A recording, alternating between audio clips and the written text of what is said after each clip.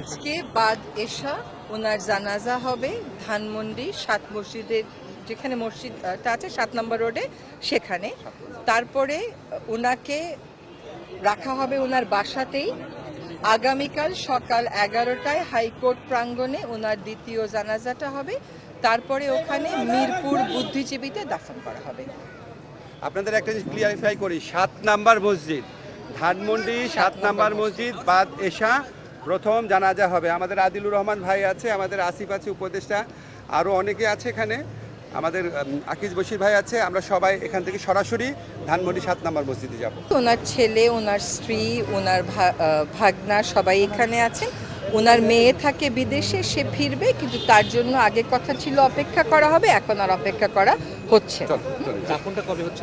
দাফনটা আগামীকাল হচ্ছে, বাদ জোহর মিরপুর বুদ্ধিজীবী। আমাদের তো সেই কোর্টের, যত বছর কোর্টের বারান্দায় হাঁটি তত বছরের সহকর্মী।